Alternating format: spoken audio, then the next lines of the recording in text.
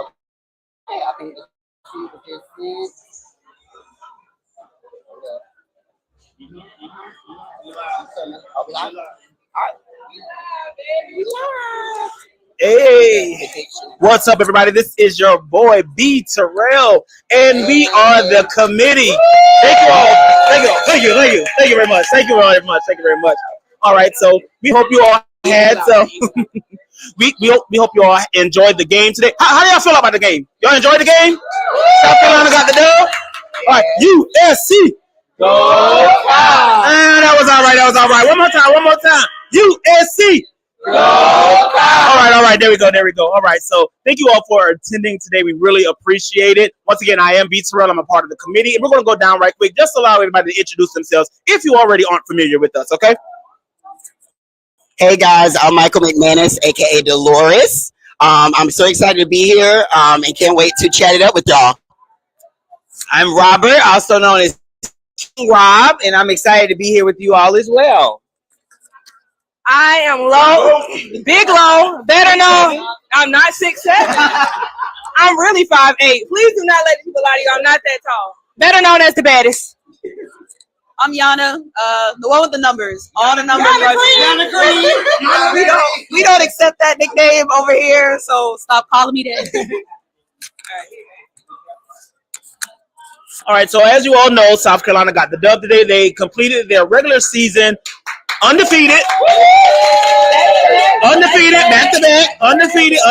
So wide back big. Shout out to the WBBs out there. I got it right.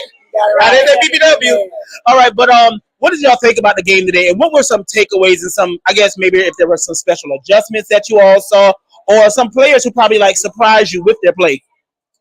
Yeah, no, today was definitely for the South Carolina game a test. When you haven't lost a game, you need some games that make you look a little rough. And I think we can all agree that today wasn't our best showing. But I was really excited to see Camilla really fighting to be dominant today.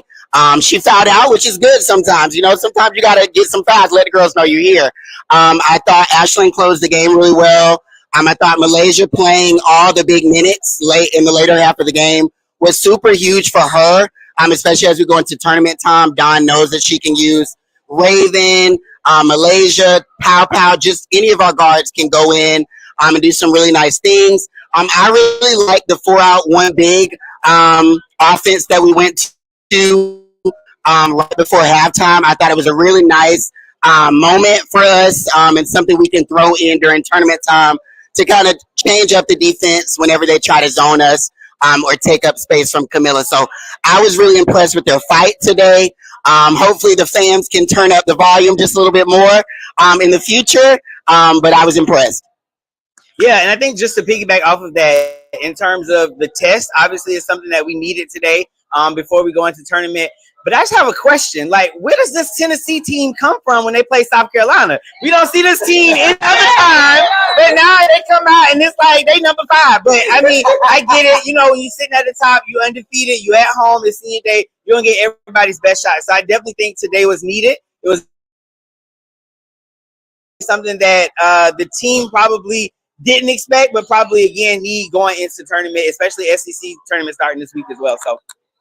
I'm gonna take this time to shout out our freshman Tessa Johnson and Melissa Fulwiley, because let me tell you, Lay, she has grown so much over the course of the season. I know she was benched a little earlier, and people were wondering what about Malaysia, but she's really done her thing. She responded. She finished the game for us, y'all, and she finished in a close game, and we give Malaysia so much praise, and she's deserving, right?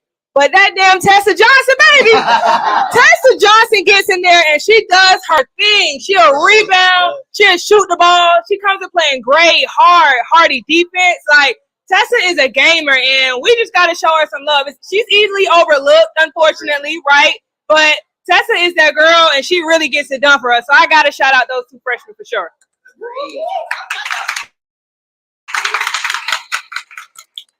I agree with everything that everybody said up here, but I'm gonna give a shout out to Dawn, right? Because Dawn, I think anybody who's followed her coaching career, she's very she used to be set in their ways. Like, if I start with these starters, my starters got me here, and I'm going to stick with them even when they're struggling. But today and this season, we've seen her take a new turn in coaching where it's like, I'm going to go with the best lineup out there. If that's a freshman, then the freshman going to go out there. If I got to sit my starting point guard, then I'm going to sit my starting point guard because I trust my bench, because I trust the development that I put into them. So I'm going to give a shout out to Dawn because she tinkered with the lineup all day today until she found the right one, and she just let it go. So I'm proud of her for that.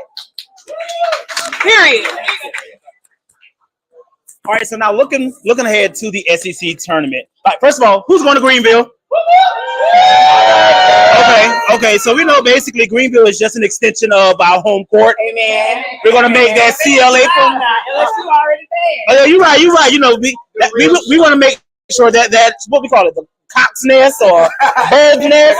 We don't want that. Yeah, cockpit. That's it. Cockpit. We don't want that to be the tiger cage or whatever. We want to make sure that we all show up loud and proud. All your good Gamecock Nalia. But who? I guess for the SEC, you know, obviously there are still some things to fight for. There's still some games in terms of positioning, especially with that 4 and 5 seed. What are you all looking forward to with the SEC tournament, and who maybe, if any, is a sleeper? Ooh. The only thing two things I care about: South Carolina being crowned champions, and LSU facing Auburn again. So whatever needs to happen on this bracket, I need that to happen on that side of the bracket by 8 p.m. tonight. I think the SEC has been really fun this year. We've seen strides in Mississippi State looking really good. We've seen Vandy looking pretty good. We've seen Auburn against LSU. They turn up every time. LSU has come into form a little. Tennessee, hell, if they play like they played us, they might make some noise, right? Ole Miss has done their thing, so I think it could get really interesting. But And Coach Joe really wants that number 3 seed. And she got it. So for that, I think anything can happen. You remember that year Arkansas went on like that run? Oh, I'm sorry. Georgia went on a little run on one tournament. So I'm so sorry. I'm sorry. Oh, Kentucky. All right. You dragging it. We get it. Everybody runs seems to happen with us at expense, man. For me, I'm looking forward to like the underdog story. So I'm excited to see what Vanderbilt can do. They kind of hit a little road bump during the season, so I'm excited to see what they can do because I really like Shea Ralph. Coach Yo, she's been begging for the 3 seed because she said, you know, that can hopefully get her to a championship game. So I'm hoping that now that she got it, she take advantage of it. Yeah, you know, I mean, hey. So I'm excited to see what underdog stories come about because at this point of the season, especially at the SEC tournament, it's about depth. Like, you playing games back to back to back, and we all know the SEC is a banger. You beating each other up every night, so that depth matters. And so this is the moment we're going to see who people got on their bench, who are the players you don't talk about a lot. So I'm excited about that. Yeah, and I'll talk about the Bayou Barbies. I think to Yana's point, I think depth is going to be a really important piece to them potentially making it to a rematch against South Carolina. I think last year everybody expected to see South Carolina versus LSU in the championship game, and then Tennessee kind of said, not on my watch. So I think LSU is going to be coming in with a little bit of revenge on their mind. So I'm interested to see if their 6 to 7 player rotation can hold up over the course of 3 games. Back to back, no rest days. I think that's what really separates tournament time is that you got to make adjustments. You got to be healthy. You got to be locked in with no rest.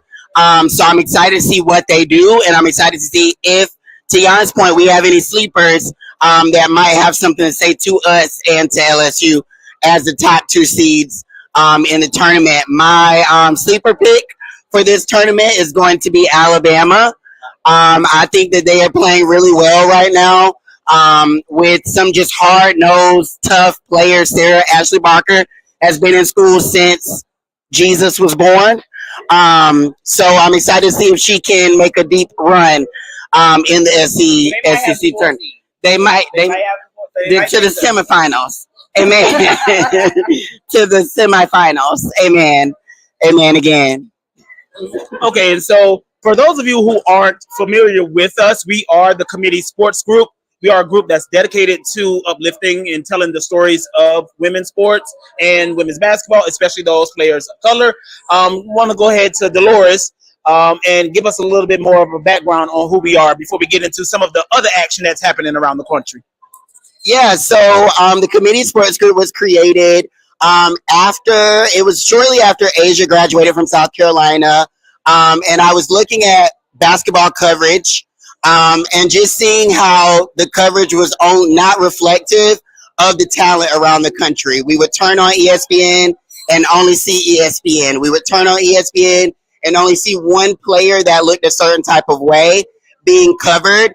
And so what I thought was, why keep complaining about coverage? Like, why tweet about ESPN every day? Because they're going to do something we don't like every day. Why don't we create something that challenges the narratives that basketball coverage has created and do something that uplifts the minority voices in hoops who dominate the sport? I think it's very interesting right now with the Caitlin Clark record conversation that Lynette Woodard is being brought up in this conversation, because we would have never heard about Lynette Woodard if not for minority voices in the women's basketball space challenging the narrative that only a certain type of player can be a star.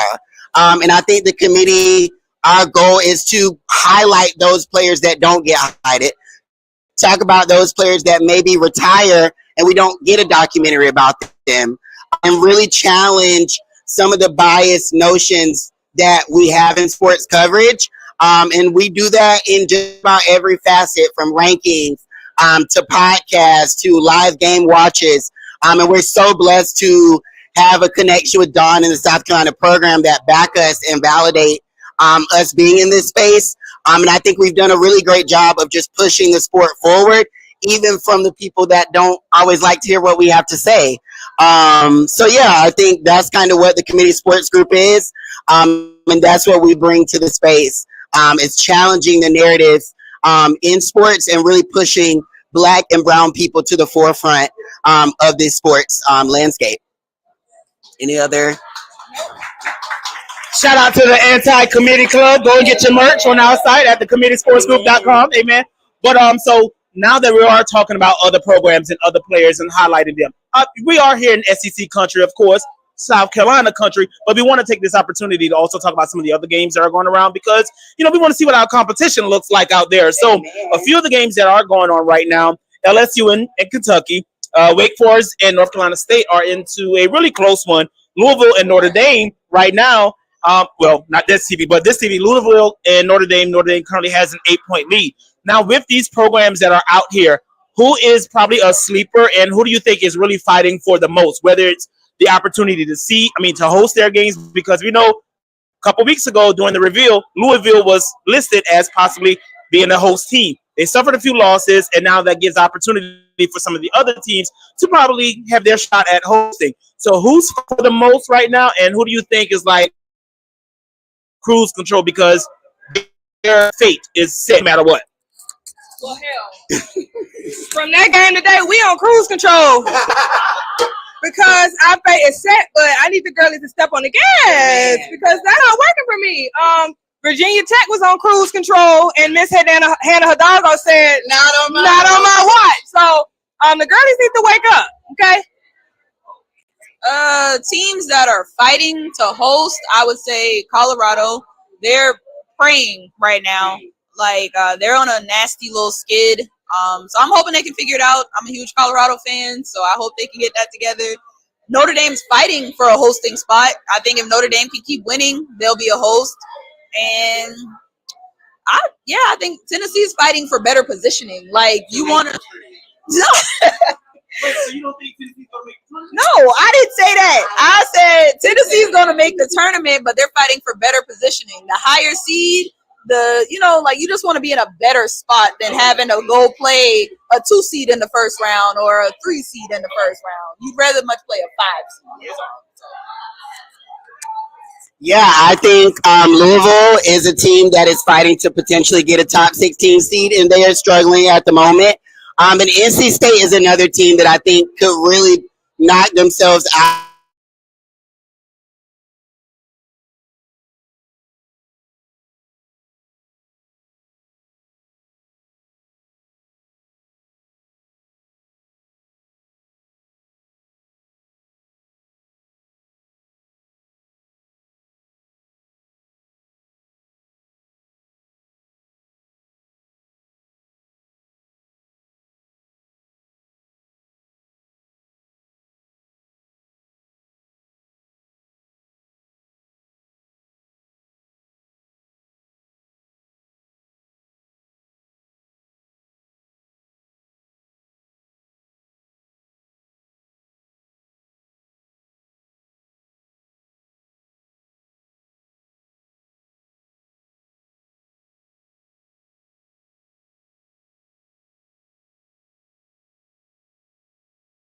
That are really getting the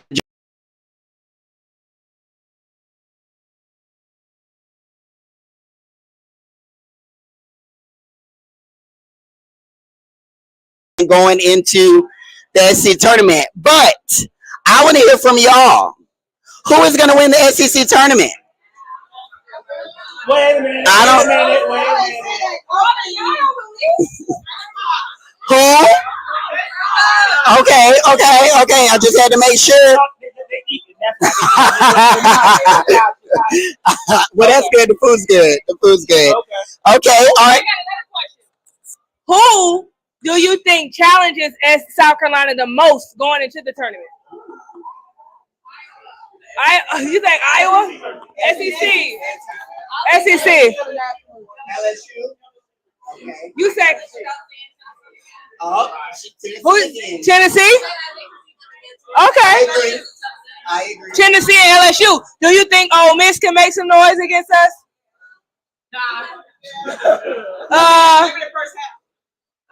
Here, get this mic.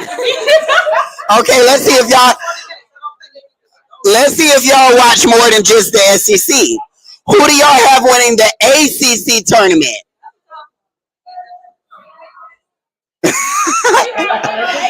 Who do we have? That's the Big East. Do we have a Virginia Tech? Oh, she said Notre Dame. Notre Dame. Okay. NC State. Okay. Okay, so then let's move up north. What about the Big Ten? Iowa, Ohio State. We got some Iowa, Ohio State. Okay, what about Indiana? That's the men.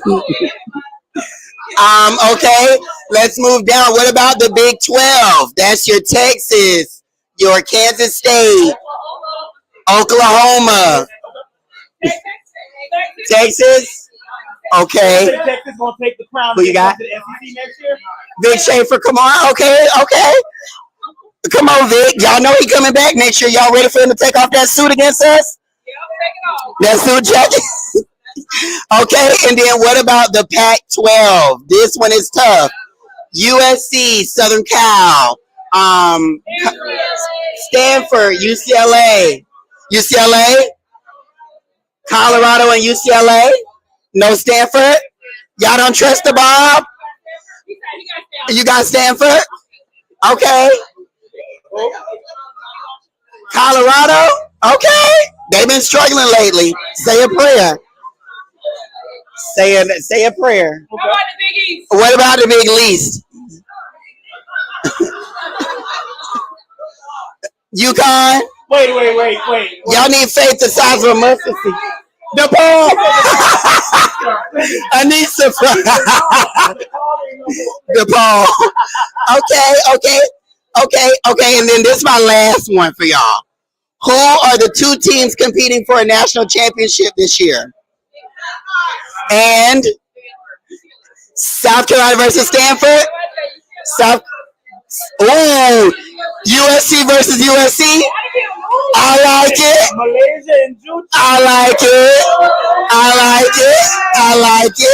Any other picks? There she is. Any other picks? Hey. Any other picks? Okay, I'm gonna hold y'all to this. Like y'all know I got memory of an elephant. So I hope y'all. I'm watching. I know faces. Okay, I'm gonna hand it back to B. All right, so now for a part of the portion of the show that everyone has come for.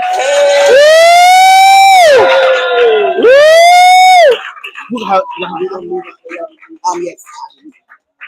Okay, so before we turn this, okay, give us one moment.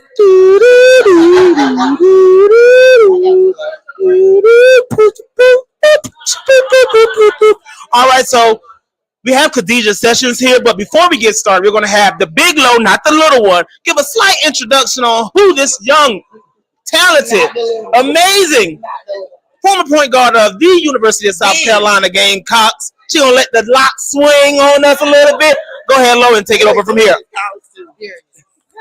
You should have seen it in 7th grade. All right, I ain't gonna do too much. I'm not gonna do too much. All right, so today for our hoop sesh, we got Miss Kadia Sessions. We already familiar with her. She was our point guard that kind of took us to national airwaves. You know, we weren't really on the map, but when Khadijah came, she helped put us on the map, right? Period. So, you know, here, we know her as a lockdown defender, but let me tell you about my homegirl from Myrtle Beach. Okay, back in the day. Okay? Don't do too much. Don't start with me. Okay, so this girl was the Class 3A Player of the Year, 2-time state champ. And although, like I said, we know her as a defensive stopper, my girl averaged 29 points her senior year. Amen. Period. Period. Did that. Yes, you did that. Now, Khadijah, before I get started, okay, we need to hear. We need to hear about this recruitment story. Something about the shoes at team camp. We need to hear. How did you get here to the University of South Carolina? The people need to know. Well, I was up here. I played AAU travel ball up here with the South Carolina 76ers, and my teammate was Asia Dozier, and we became best friends. So my mom used to let me come up here and hang out and stay with Asia. And they had team camp. So I was just there chilling. I'm going to the concession stand, eating food. And I guess people around just telling Coach Staley, hey, you should see this girl play. You should see this girl play. And she just randomly tells somebody, well, tell her to go put some shoes on. So I got finished eating. And the next game, I had to put somebody's shoes on, some random person's shoes on. And I had to play with a random high school team, which some of my teammates in AAU played with this team. And after I finished playing with this team, coach was like, boom, I'm offering this kid. And it kind of happened like that. Yeah, what were you eating? I don't even know, like a hot dog or something. Yeah, ain't that dope? I feel like that's amazing. That story kind of tells y'all a little bit about Khadijah as a woman, as all of that. Stay ready, so you have to get ready. And period. Find them shoes and don't start. All right, so now that we learned a little bit about Deej, I call her Deej, but I'm not gonna do it the whole interview. Okay, I'm not gonna do that. Okay, so for starters, like I mentioned, you played for the legend Don Staley in your home state and became an integral piece of putting this program on the map. How did that conversation go when you got the call to come back as a coach? Was it like, "Bet I'm down immediately," or was you like, "Oh, I don't know. Do I really want to do this?" What was that conversation like? Honestly, it took me about 2.5 weeks to commit to Coach Staley. I had to commit twice.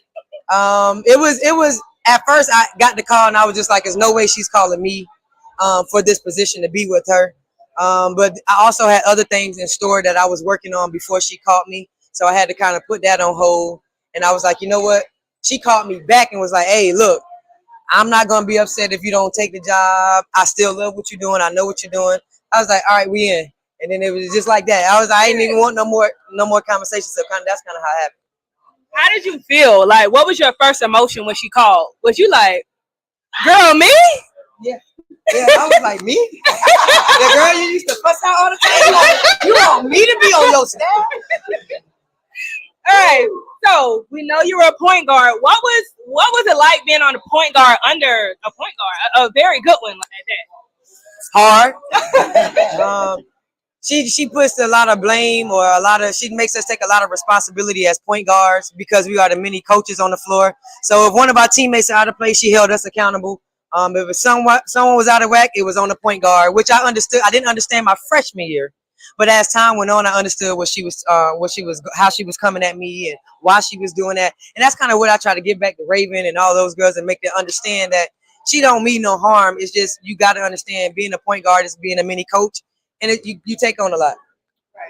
It's so crazy that you said that because that was my next question. Are you using these same things that she gave you back then as a coach now? I know everything makes sense.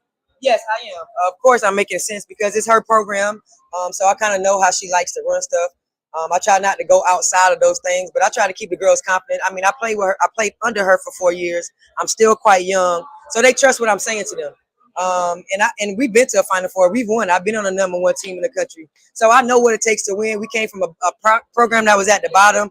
These girls are so used to winning. I was at a program that was losing or wasn't winning as now. So I know what it takes to keep it sustained at the top. So they kind of understand that and they listen to it.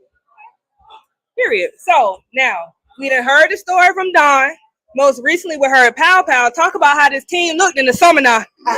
Now, to be the #1 team at this point, Pow and Coach didn't really see the vision, but Kadia Sessions, did you see the vision? Khadijah did not see the vision. Khadijah did not see the vision. None of us seen this vision. This team is literally, guys, they did a complete 360. A complete 360. When we first came in the summer, we actually felt like it was going to be a rebuilding year, as what everybody else thought. You know, we were going to take some hits. Of course, we were going to win some big games, but we did not expect to be 29-0, undefeated, top of the charts, and be this deep into, like, you can go 1 through 10, and everybody can give you 10 points. Everybody can do something. This team is special, and I just want to win the national championship so bad. Everybody pray right now. Start the prayer. Start praying right now. All right. So, well, when y'all do, can I get in your suitcase to go to Cleveland? Okay, thank you. All right. So what areas have you seen the team grow in this season? Like, what area are you like, ooh, like this right here, this is where we've grown the most? I want to say one, trusting each other more, moving the ball, shooting the ball, trusting everybody's ability, everybody's role. At first, everybody was nervous, just taking on new responsibilities, new roles. I also see them growing. As you see, Lay wasn't playing defense in the beginning of the season. Now she is. She's starting to understand that you have to play both sides of the ball. You have to trust what we're saying in the scouting reports that it's going to work. They're trusting us more. Just watching them get together more on offense and defense. That's pretty much what I've seen.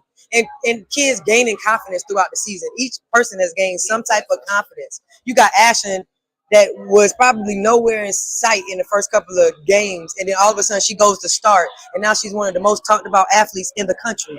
Amen. So just small things like that throughout the season, we seeing as they grow. That sounds like just about everything. Yeah. Okay. So now, speaking of Malaysia, I don't know if you know, but the people been giving you all the credit for her defense. And I know her being from the 803, I know, you've been along with her. Now, did you help her with that? Whether it be just the principles of defense or just locking into what y'all is saying or just the mentality that it takes. I ain't gonna give you all her credit now. But okay. But I'm asking you, have you played a role in Malaysia? Just at least understanding it. Of course. I stay on top of her. I'm always in her phone. I'm always in her ear. And, being a star in high school, being a McDonald's All-American, and being an overtime star now in these days, you could get caught up in the oohs and the ahs on offense. But as a player that young, not understanding you have to play defense in the SEC, which is one of the toughest conference in the country, you have to play defense. And she had to understand you have a superpower. Your superpower is playing defense. That gets the offense started. So she started to buy in. I started to challenge her every game. She'll look at me. If you really pay attention to the game, offense, defense, she is watching. She's tunnel vision on me because I'm always on her. And then Coach Staley, she kind of woke her up, after that North Carolina game, sitting her down, telling the world, yo, you got to play defense. She took that personal. She got on my phone, and then we started watching more film. We started amping it up in practice because you can't amp it up on game days and think you're going to just show the world that you can play defense. I told her you got to turn it on in practice and watch how easy it is in the game. and she kind of took that information and she's been riding with it, and she's been, as you can see now, she's been putting that pressure on the ball. She did her thing in this game late. She ate. Also, that little clip of y'all in the SEC thing. Oh, that was just so cute. I said, oh no. Facts. All right. So lastly, because I ain't gonna take up all your time. I could, but I could, but I'm not gonna do you like that. Lastly, let's talk about the evolution and the growth of South Carolina as a program. What has it been like for you to see it? Like you said, when you first came in, y'all had to pull it up. So I mean, I remember coming to y'all games and I could come in late and I'm yelling. Y'all can hear me. Yeah. And we know where you were sitting at. Okay. We knew exactly where you were sitting. Okay. He was up the whole time. If the student section was down, he was up. All right. So what has it been like for you just to see this? I can't believe it. Like, what has this been like for you? For one, I'm gonna take my hat off and give it to Coach Staley, man. She has really built this thing from the ground up. She came all the way from North Philly, came down to the South and dropped some stuff on us, you know. Yeah. But I mean, it's been amazing just knowing that I only had 2,000, 3,000 people in the stands my freshman year to watching it now. I mean, to breaking history with attendance record. I mean, the support is amazing. I mean, I think about it all the time. I see every time I step in the gym, every game day, I just take my lap, I look around, I walk around the circle. It's a blessing, man. Just because you've seen it from the beginning, they see it now.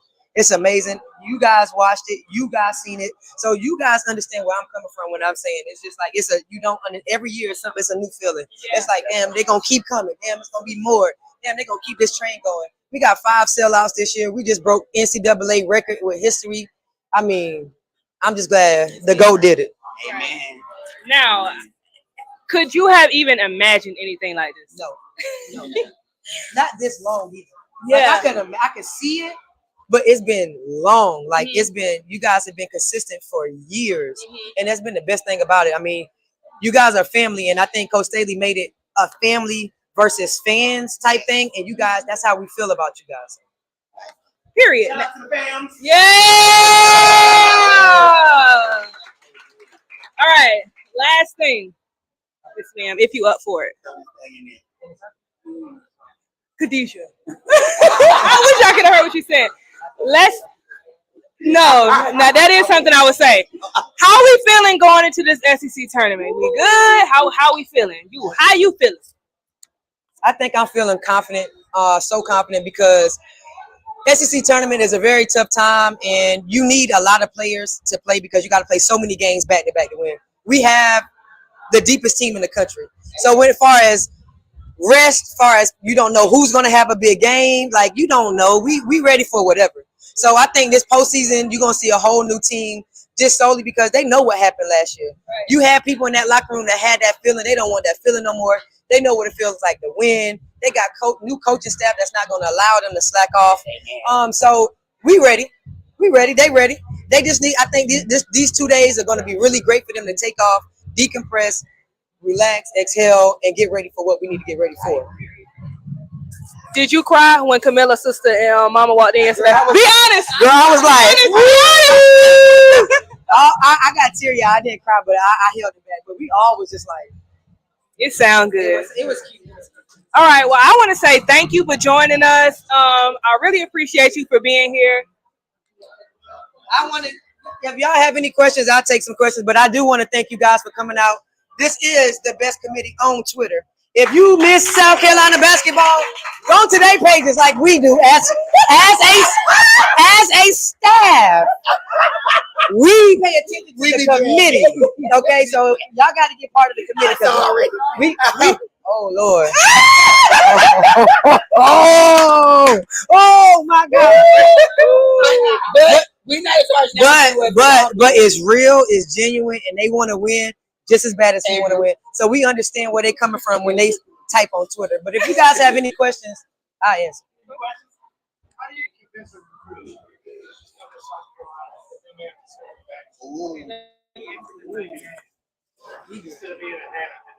Okay. Let me re-ask questions. So people at home, his question was, how do you convince a recruit to come to South Carolina knowing they might have to sit on the bench as opposed to maybe going somewhere else and being a star immediately like a Juju or a Hannah? I go look at Asia Wilson. It's simple math. Asia Wilson started off on our bench. Okay. Now she's the best player in the world. Amen. And the proof is in the pudding. So if you don't trust the process, I don't know what to tell you as young people. It's a process you have to trust. High school is not college. College is not the pros. So it's every level you got to trust and you got to be able to adjust and change. Anything? Period. And period. That's just that on that. We got anything else? You know what? I'll get you next. We can't talk about that one. We can't talk about that one. We can't talk about that one. We can't talk about that one. Wait, I'll come back. Okay. My mama did my mama. Okay.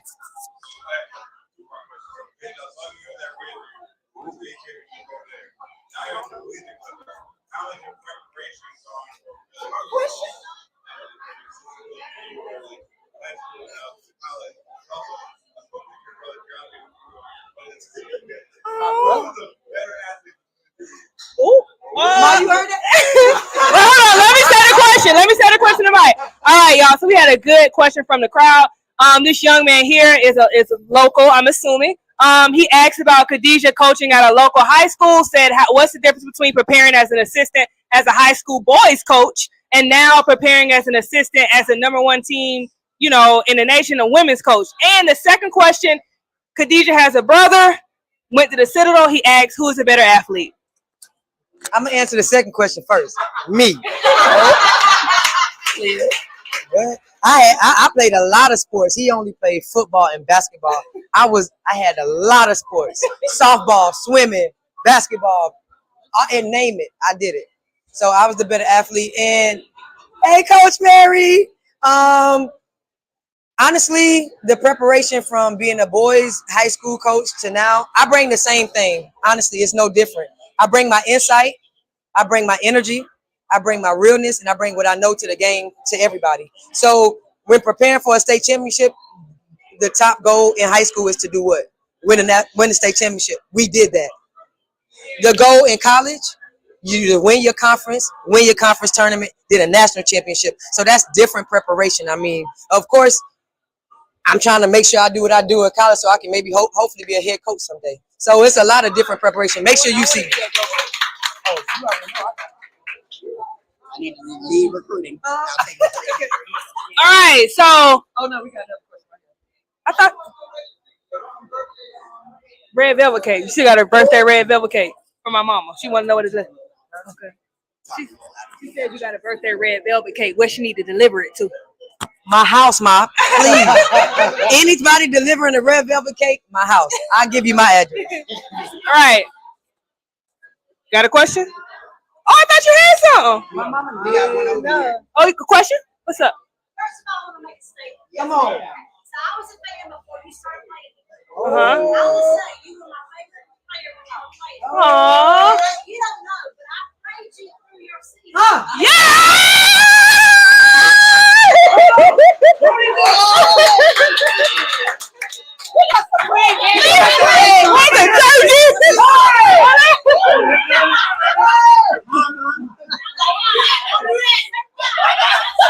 Hold on. She don't say why. Go ahead. We all know she made those couple shots. And But she also thought she was playing baseball all the time. I was so afraid you were going to be hurt. I prayed, but you never got hurt. well, I needed your prayer. Thank you. Because I was definitely on the floor.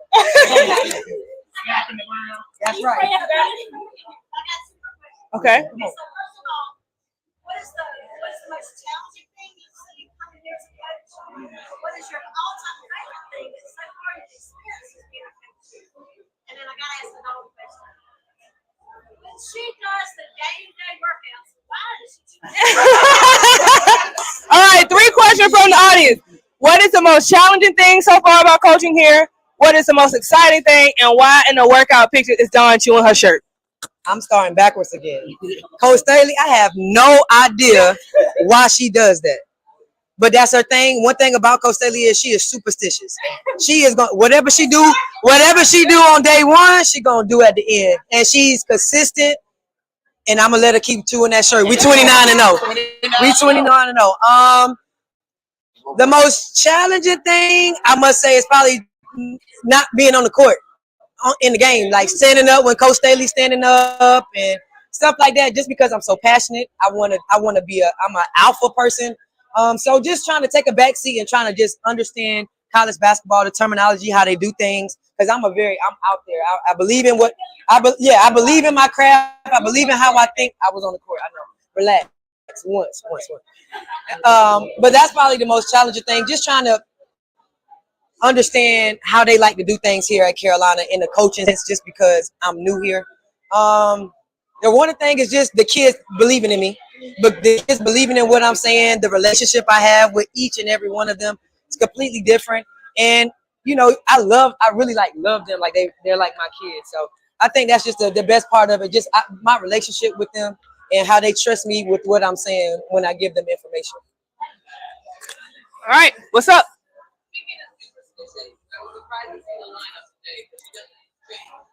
Yeah.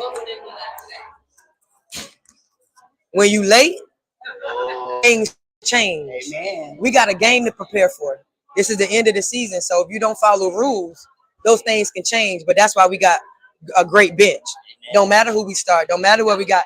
You got to make sure you follow the rules, and those things don't happen. So of course you don't want to go out of habit, but you got to make sure you teaching the kids the right thing, to be on time. That's a very important thing in life. So she was just making sure it was a lesson, so it won't happen again. It was a lesson, and we still won. So I'm taking that lesson. In the back.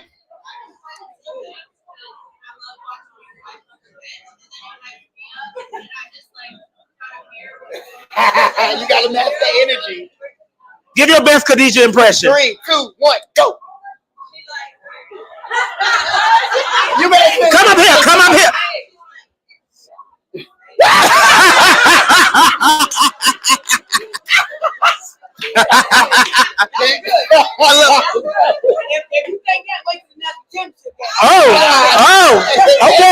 Okay, Natty.